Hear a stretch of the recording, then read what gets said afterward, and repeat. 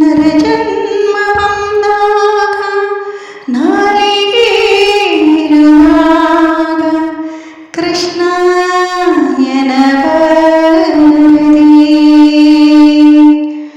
ಕೃಷ್ಣ ಎನ್ನಬಾರದೆ. ಭಗವದ್ಭಕ್ತರಿಗೆಲ್ಲರಿಗೂ ಶಿರಸ ಪ್ರಣಾಮಗಳು. ಇವತ್ತು ಭಗವದ್ಗೀತೆಯ ಬಗ್ಗೆ ನಾವು ನೋಡಲಿಕ್ಕೆ ಹೋದರೆ ವಾಸ್ತವವಾಗಿಯೂ ಈ ಭಗವದ್ಗೀತೆಯ ಮಹಾತ್ಮೆಯನ್ನು ಮಾತಿನಿಂದ ವರ್ಣಿಸಲು ಯಾರಿಗೂ ಸಾಮರ್ಥ್ಯವಿಲ್ಲ. ನಮಗೆಲ್ಲ ನಮ್ಮಂಥವರಿಗೆ ಬಿಡಿ, ಯೋಗಿಗಳಿಗೆ ಕೂಡ ಸಾಮರ್ಥ್ಯವಿಲ್ಲವಂತೆ. ಏಕೆಂದರೆ ಇದು ಒಂದು ಪರಮ ರಹಸ್ಯ ಗ್ರಂಥ. ಇದರಲ್ಲಿ ಸಂಪೂರ್ಣವಾಗಿ ವೇದಗಳ ಸಾರವನ್ನು ಸಂಗ್ರಹ ಮಾಡಲಾಗಿದೆ ಮತ್ತು ತುಂಬ ಸುಂದರ ಮತ್ತು ಸರಳವಾಗಿದೆ. ಹಾಗೆ ಇದರ ಅರ್ಥ ಬಹಳಷ್ಟು ಗಂಭೀರ, ತಿಳಿದುಕೊಳ್ಳಲಿಕ್ಕೆ ಬಹಳಷ್ಟು ಗಂಭೀರವಾಗಿದೆ. ಜೀವನ ಪರ್ಯಂತ ನಿರಂತರ ಅಭ್ಯಾಸ ಮಾಡುತ್ತಿದ್ದರೂ ಕೂಡ ಅಂತ್ಯವಿಲ್ಲ ಇದಕ್ಕೆ. ಪ್ರತಿದಿನವೂ ಹೊಸ ಹೊಸ ಭಾವಗಳು ಉತ್ಪತ್ತಿಯಾಗುತ್ತಲೇ ಇರುತ್ತವೆ. ಅಂದರೆ ನಮ್ಮಲ್ಲಿ ಪ್ರಶ್ನೆಗಳು ಹೇಳ್ತಾ ಇರ್ತವೆ ಇದರ ಬಗ್ಗೆ, ಇದನ್ನು ಆಳವಾಗಿ ಚಿಂತನೆ ಮಾಡಿದ. ಆದ್ದರಿಂದ ಇದು ಯಾವಾಗಲೂ ಹೊಸದಾಗಿಯೇ ಇರ್ತದೆ. ಏಕಾಗ್ರ ಚಿತ್ತದಿಂದ ಶ್ರದ್ಧಾ ಭಕ್ತಿ ಇದರ ಪದ ಪದದಲ್ಲಿಯೂ ಪರಮ ರಹಸ್ಯ ತುಂಬಿರುವುದು ಪ್ರತ್ಯಕ್ಷವಾಗಿ ಕಾಣುತ್ತದೆ. ಭಗವಂತನ ಗುಣ, ಪ್ರಭಾವ ಮತ್ತು ರಹಸ್ಯದ ವರ್ಣನೆಯನ್ನು ಈ ಗೀತಾಶಾಸ್ತ್ರದಲ್ಲಿ ಮಾಡಿದೆ. ಅವುಗಳಲ್ಲಿ ಸಾಂಸಾರಿಕ ವಿಷಯ ದೊರೆಯುತ್ತಾ ಹೋಗ್ತದೆ.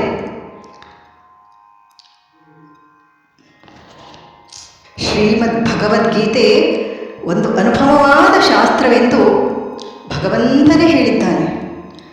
ಇದರಲ್ಲಿ ಒಂದು ಶಬ್ದವೂ ಸಹ ಯಾವುದೋ ಒಂದು ಉಪಯೋಗಕ್ಕೆ ಬರುವುದಿಲ್ಲ ಅಂತಿಲ್ಲ.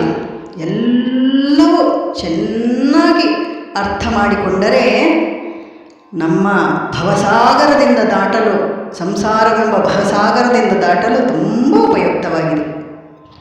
ಹಾಗೆ ದೇವರು ಹೇಳುತ್ತಾರೆ, ಅಸಂಶಯಂ ಮಹಾಬಾಹೋ ಮನೋ ದುರ್ನಿಗ್ರಹಂ ಚಲಂ ಅಭ್ಯಾಸೇನ ತು ಕೌಂತೇಯ ವೈರಾಗ್ಯೇಣ ಚ ಗೃಹ್ಯತೆ. ಅಸಂಶಯಂ ಮಹಾಭಾಗೋ ಮನೋ ದುರ್ನಿಗ್ರಹಂ ಚಲಂ ಅಭ್ಯಾಸೇನ ತು ಕೌಂತೇಯ ವೈರಾಗ್ಯೇಣ ಚ ಗೃಹ್ಯತೆ. ಅಂದರೆ ದೇವರಿಗೆ ಕೇಳ್ತಾರೆ, ಅರ್ಜುನ ಕೇಳ್ತಾನೆ, ದೇವರೇ, ಮನಸ್ಸು ತುಂಬ ಚಂಚಲವಾದದ್ದು, ಹೇಗೆ ಅದನ್ನು ವಶಪಡಿಸಿಕೊಳ್ಳುವುದು, ವಶದಲ್ಲಿಟ್ಟುಕೊಳ್ಳುವುದು, ಮನಸ್ಸನ್ನು ತಡೆ ಹಿಡಿದಿಡುವುದು ಅತ್ಯಂತ ದುಷ್ಕರ ಅಲ್ವಾ? ನಾವು ನೋಡಿ ದೇವರೆದುರು ಕುಳಿತುಕೊಳ್ತೇವೆ, ದೇವರ ನಾಮಗಳನ್ನು ಎಲ್ಲ ಸ್ಮರಣೆ ಮಾಡ್ತೇವೆ, ಮನಸ್ಸು ಎಲ್ಲೆಲ್ಲೋ ಹೋಗಿರ್ತದೆ. ಜಪ ಮಣಿ ಹಿಡ್ಕೊಂಡಿರ್ತೇವೆ, ಮನಸ್ಸು ಎಲ್ಲೋ ಹೋಗಿರ್ತದೆ. ಆಗ ದೇವರು ಹೇಳ್ತಾರೆ, ಮನಸ್ಸು ಚಂಚಲ ಮತ್ತು ವಶವಾಗಲು ಅತಿ ಕಷ್ಟವಿದೆ, ಇದರಲ್ಲಿ ಸಂಶಯವೇ ಇಲ್ಲ. ಕುಂತಿಪುತ್ರನೇ, ಅದು ಅಭ್ಯಾಸದಿಂದ ಮತ್ತು ವೈರಾಗ್ಯದಿಂದ ವಶವಾಗುತ್ತದೆ. ಅಭ್ಯಾಸ ಮಾಡಬೇಕು, ಅಭ್ಯಾಸ ಮಾಡಬೇಕು, ಅಭ್ಯಾಸ ಮಾಡಬೇಕು. ಛಲ ಬಿಡಬಾರ್ದು. ನಾವು ಎಲ್ಲಿ ಹೋಗ್ತದೆ ನೋಡಿ, ಅಲ್ಲಿಂದ ವಾಪಸ್ ತೆಗೆದುಕೊಂಡು ಬರಬೇಕು. ನಾನು ಹಾಗೆ ಮಾಡ್ತೀನಿ. ಎಲ್ಲಿ ಹೋಯ್ತು ನೋಡಿ ಅಲ್ಲಿಂದ ವಾಪಸ್, ಅಯ್ಯೋ ದೇವರೇ ತಪ್ಪಾಯ್ತಪ್ಪ, ನಿನ್ನಲ್ಲಿ ಬಂದೆ, ವಾಪಸ್ಸು ಅಲ್ಲಿ ಹೋದೆ, ವಾಪಸ್ ಇಲ್ಲಿ ಬಂದೆ. ಹಾಗೆ ಮಾಡ್ತಾ ಮಾಡ್ತಾ ಮಾಡ್ತಾ ಅದು ನಮಗೆ ಅಭ್ಯಾಸವಾಗಿ ಬಿಡುತ್ತದೆ. ಅದರಲ್ಲಿ ಆ ಪ್ರಯತ್ನದಲ್ಲಿ ನಾವು ಸ್ವಲ್ಪ ಮಟ್ಟಿಗೆ ಪ್ರಯೋಜನ ಪಡಿಬೋದು. ಮನಸ್ಸನ್ನು ವಶಪಡಿಸದೇ ಇರುವ ಪುರುಷನಿಗೆ ಯೋಗ ಸಾಧನೆ ಕಷ್ಟವಾಗಿರುತ್ತದಂತೆ. ಆ ಮನಸ್ಸನ್ನು ವಶಪಡಿಸಿಕೊಂಡಿರುವ ಪ್ರಯತ್ನಶೀಲ ಮನುಷ್ಯನಿಗೆ ದೇವರು ಹೇಳಿದ್ದಾರೆ, ಸಾಧನೆಯಿಂದ ಅದು ಪ್ರಾಪ್ತವಾಗುವುದು. ಸಾಧನೆಯಿಂದ ಪ್ರಾಪ್ತವಾಗ್ತದೆ. ಯಾವುದೇ ಒಂದು ವಿಷಯ ಆಗಲಿ ನಾವು ಸಾಧನೆ ಮಾಡಬೇಕು. ನಾವು ಅದು ಮಾಡಬೇಕು, ಇದು ಮಾಡಬೇಕು, ಆ ಥರ ಇರಬೇಕು, ಈ ಥರ ಅಂದುಕೊಳ್ತೇವಲ್ಲ, ಹಾಗೆ ದೇವರಲ್ಲಿ ಮನಸ್ಸಿಡುವುದಕ್ಕೆ ಸಾಧನೆ ಮಾಡಬೇಕು. ಚಿತ್ತವನ್ನು ಅಲುಗ ಕೊಡಬಾರದು. ಸ್ಥಿರವಾಗಿ ಇಟ್ಕೊಳ್ಳಿಕ್ಕೆ ಪ್ರಯತ್ನ ಪಡುವ. ನಾವು ಪ್ರಾಣಿಗಳಲ್ಲವಲ್ಲ. ನಮಗೆ ಈಗ ಒಂದು ನೋಡಿ ಪರ್ಸೆಂಟೇಜ್ ಅಂತ ಇರ್ತದೆ. ನಮ್ಮ ಲೆಕ್ಕದಲ್ಲಿ ಹೋಗುವುದಾದರೆ, ನಮ್ಮ ಈಗಿನ ಒಂದು ಮಾತಿನಲ್ಲಿ ಟ್ರೆಂಡಲ್ಲಿ ಹೇಳೋದಾದರೆ 16% ಏನಾದರೂ ಪುಣ್ಯ ಕೆಲಸ ಮಾಡಿದರೆ ಮಾತ್ರ ಮನುಷ್ಯ ಜನ್ಮ ಸಿಗ್ತದೆ. ಅದು ಹಿಂದಿನ ಸಂಚಿತ ಕರ್ಮಗಳೊಡಗೂಡಿ ಅವುಗಳನ್ನೇ ತಗೊಂಡು ಬರಬೇಕು. ಹಾಗೆ ನಮ್ಮನ್ನು ಕಳಿಸುವುದಿಲ್ಲ. ಹಿಂದೆ ಮಾಡಿದ್ದೇನಾದರೂ ಸಂಚಿತ ಕರ್ಮಗಳು, ಯಾವುದಾದ್ರೂ ಕೆಟ್ಟ ಕರ್ಮಗಳನ್ನು ಮಾಡಿದರೆ ಅವು ಕೂಡ ಬರ್ತವೆ, ಒಳ್ಳೇದು ಮಾಡಿದರೂ ಅದು ಕೂಡ ಬರ್ತದೆ. ಎಲ್ಲದನ್ನು ತೆಗೆದುಕೊಂಡು ಬಂದು ನಾವು ಮನುಷ್ಯ ಜನ್ಮಕ್ಕೆ ಬರೋದು. ಅದರಲ್ಲಿ 16ರಲ್ಲಿ 1% ಕಮ್ಮಿ ಆದರೂ ಕೂಡ ನಾವು ಪ್ರಾಣಿ ಜನ್ಮಕ್ಕೆ ಹೋಗುತ್ತೇವಂತೆ. ಪ್ರಾಣಿ ಜನ್ಮ ಬೇಕಾ ನಮಗೆ? ಬೇಡ. ಅದರಲ್ಲಿ ಯಾವುದೇ ಒಂದು ಜ್ಞಾನಶಕ್ತಿ ಇರುವುದಿಲ್ಲ. ಮನುಷ್ಯನಿಗೆ ಮಾತ್ರ ದೇವರು ಸಂಪೂರ್ಣ ಜ್ಞಾನಶಕ್ತಿ ಕೊಟ್ಟಿದ್ದು. ಆ ಜ್ಞಾನಶಕ್ತಿಯನ್ನು ನಾವು ಎಷ್ಟು ಉಪಯೋಗಿಸಿಕೊಳ್ತೇವೆ? ಇಲ್ಲ. ಆ ಜ್ಞಾನಶಕ್ತಿಯನ್ನು ಪಡೀಲಿಕ್ಕೆ ಇನ್ನೂ ನಮಗೆ ಸಾಧ್ಯ ಆಗಲಿಲ್ಲ. ದಿನ ನಾವು ಏನಾದರೂ ಒಂದು ತಪ್ಪು ಮಾಡ್ತಾ ಇರ್ತೇವೆ. ಮನುಷ್ಯರ ಸಹಜ ಗುಣ ಇರ್ಬೋದು. ಎಲ್ಲರೂ ಹೇಳೋದು ಮನುಷ್ಯರಲ್ಲವ ತಪ್ಪು ಮಾಡದೆ. ಅದಕ್ಕೆ ಏನು ಮಾಡಬೇಕು? ಏನಾದರೂ ಗೊತ್ತಿಲ್ಲದೆ ತಪ್ಪು ಮಾಡ್ತಿರಲ್ಲ, ಗೊತ್ತಿದ್ದು ತಪ್ಪು ಮಾಡಬೇಡಿ. ಗೊತ್ತಿಲ್ಲದೆ ಏನಾದರೂ ಅವಘಡದಲ್ಲಿ ಒಂದು ಸಣ್ಣ ತಪ್ಪಾದರೆ ಅದೇ ಕೂಡಲೇ ದೇವರ ಹತ್ರ ಕ್ಷಮೆ ಕೇಳಬೇಕು. ಸಾಯಂಕಾಲ ರಾತ್ರಿ ಮಲಗುವಾಗ, ದೇವರೇ ಏನು ತಪ್ಪು ಮಾಡಿದ್ದೇನೋ ಅದಕ್ಕೆಲ್ಲ ಕ್ಷಮೆ ಕೊಡಪ್ಪ. ಅವನು ಕ್ಷಮೆ ಕೊಡುವುದರಲ್ಲಿ ಮಕ್ಕಳಲ್ವ ನಾವು. ತಾಯಿ ಮಕ್ಕಳಿಗೆ ಏನೇ ಮಾಡಿದರೆ ಒಂದು ಕ್ಷಮೆ ಇರ್ತದೆ ನೋಡಿ. ಆ ತಾಯಿಯ ಮನಸ್ಸಿನಲ್ಲಿ ಏನಾದರೂ ಕಲ್ಮಶ ಇರ್ತದ? ಇಲ್ಲ. ಅದಕ್ಕೆ ಅವನು ಕ್ಷಮೆ ಕೊಡ್ತಾನೆ. ಹಾಗೆ ಈ ಮನುಷ್ಯ ಜನ್ಮದಲ್ಲಿ ಜ್ಞಾನ ಪ್ರಾಪ್ತಿ ಮಾಡಿಕೊಂಡು ಭಗವಂತನ ಆರಾಧನೆ ಮಾಡುತ್ತಿರಬೇಕು.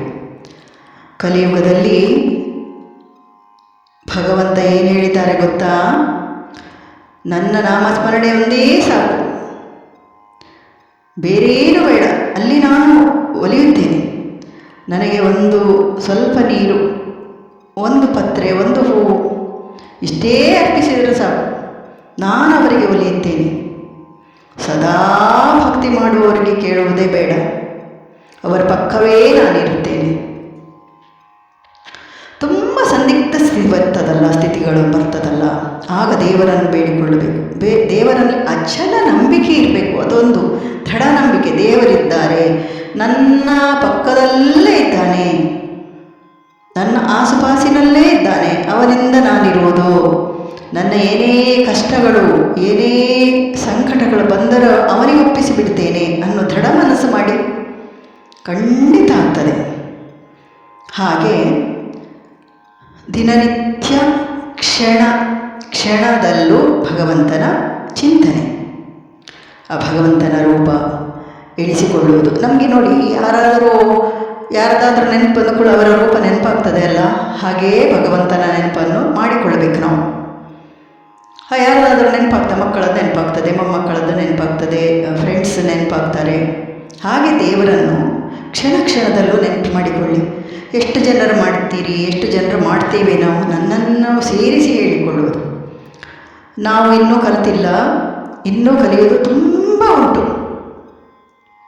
ಆದ್ದರಿಂದ ನಾವು ಮಾಡಬೇಕು. ಮೊದಲು ನಾವು ಅದನ್ನು ಆಚರಣೆಗೆ ತಂದುಕೊಳ್ಳಬೇಕು, ಆಮೇಲೆ ಇನ್ನೊಬ್ಬರಿಗೆ ಉಪದೇಶ ಮಾಡಬೇಕು.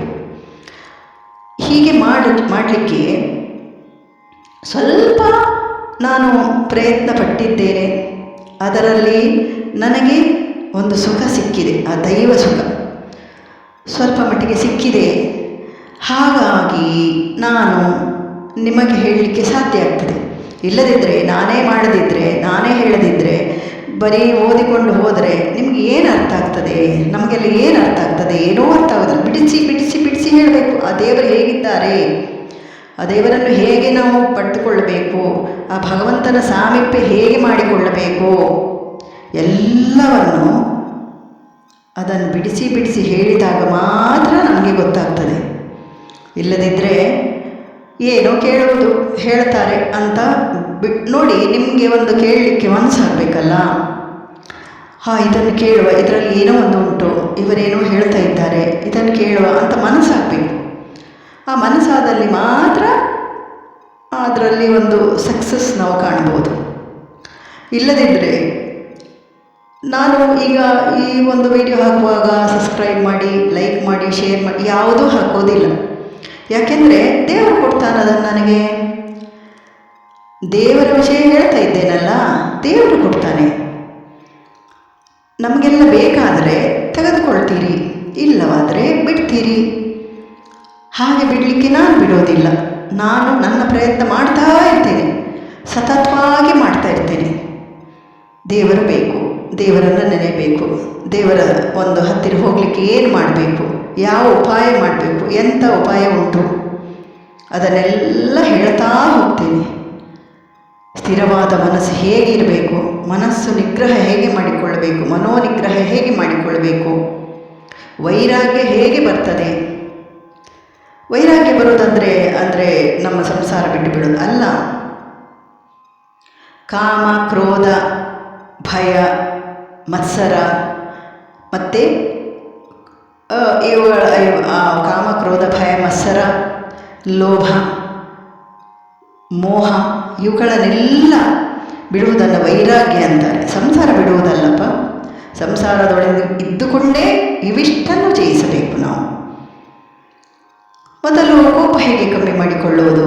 ಕೋಪ ಬರ್ತದೆ, ನಮಗೆಲ್ಲರಿಗೂ ಕೋಪ ಬರ್ತದೆ. ಒಂದು ವಿಷಯ ಮಾತಾಡುವಾಗ ಕೋಪ ಬಂದು ತಡೆಯಲಾಗದ ಕೋಪ ಬರ್ತದೆ. ಅದನ್ನು ನಿಗ್ರಹ ಮಾಡಿಕೊಳ್ಳಬೇಕು, ಆದಷ್ಟು ಪ್ರಯತ್ನ ಮಾಡಿಕೊಳ್ಳಬೇಕು. ಕೆಲವರು ಹೇಳ್ತಾರೆ 10 ಎಣಿಸಿ 5 ಎಣಿಸಿ. ಅದೆಲ್ಲ ಅಲ್ಲ. ನಮ್ಮ ಬುದ್ಧಿಗೆ ನಾವು ಹೇಳಿಕೊಳ್ಬೇಕು, ನೀವು ನಾನು ಕೋಪ ಮಾಡಿಕೊಳ್ಬಾರ್ದು. ಸ್ವಲ್ಪ ತಾಳ್ಮೆ ತಗೊಳ್ಬೇಕು. ಸ್ವಲ್ಪ ತಾಳ್ಮೆ ತೆಗೆದುಕೊಳ್ತಾ ಬನ್ನಿ ನಿಮ್ಮ ಸಂಸಾರ ಜೀವನದಲ್ಲಿ. ಇವತ್ತು ಗಂಡ ಏನೋ ಬೈದರೋ, ಮಕ್ಕಳು ಏನೋ ಬೈದರೋ, ಪಟ್ಟ ಅಂತ ನೀವು ಕೋಪಗೊಳ್ಳಬೇಡಿ. ಅವರು ಕೋಪ ಮಾಡಿ ಸುಮ್ಮನಿದ್ದ ಬಿಟ್ಟಾಗ ಅವರಿಗೆ ಆಶ್ಚರ್ಯ ಆಗ್ತದೆ. ಯಾಕೆ ಇವರು ಸುಮ್ಮನಿದ್ದರು? ಅವ್ರು ಕೇಳ್ತಾರೆ ನಿಮ್ಮನ್ನು, ಯಾಕೆ ನೀವು ಸುಮ್ಮನಿದ್ರಿ ನಾನು ಕೋಪ ಮಾಡಿದರೆ? ಆಗ ನೀವು ಹೇಳ್ಬೋದು, ನನಗೆ ಒಂದು ಸ್ವಲ್ಪ ಜ್ಞಾನಶಕ್ತಿ ಬರ್ತಾ ಉಂಟೀಗ, ಅದಕ್ಕೆ ನಾನು ಈ ಸ್ಥಿತಿಯನ್ನು ತಲುಪಲಿಕ್ಕೆ ಪ್ರಯತ್ನ ಪಡ್ತಾ ಇದ್ದೇನೆ. ಮತ್ತೊಂದು ಗಳಿಗೆಯಲ್ಲಿ ಕೋಪ ಬರ್ತದೆ ನಮಗೇನಾರು ಇನ್ನೊಂದು ಮಾತಾಡುವಾಗ. ಆದರೂ ಕೂಡ ಆಗಸತ ಪ್ರಯತ್ನ ಪಡಬೇಕು. ಅದನ್ನೇ ಮನೋನಿಗ್ರಹ ಅಂತಾರೆ. ಆ ಮನೋನಿಗ್ರಹ ಮಾಡಲಿಕ್ಕೆ ಸರಿಗೆ ಆಗೋದಿಲ್ಲ.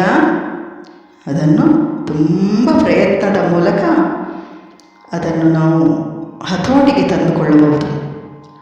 ಎಲ್ಲದೂ ನಮ್ಮ ಕೈಯಲ್ಲಿರ್ತದಂತೆ. ಅದು ಮನಸ್ಸು ನಮ್ಮ ಕೈಯಲ್ಲಿ ಇರುವುದಿಲ್ವಾ? ಇರ್ತದೆ. ಅದನ್ನು ಎಳೆದು ತರಬೇಕು. ಎಷ್ಟು ಶಕ್ತಿ ಹಾಕ್ತೀರಿ ನೋಡುವ. ಹಾಗಾದರೆ ಇವತ್ತು ಇಷ್ಟು ಸಾಕು. ಎಲ್ಲ ಸಾಧಕರಿಗೂ ಭಗವದ್ಭಕ್ತರಿಗೂ ಪ್ರಣಾಮಗಳು.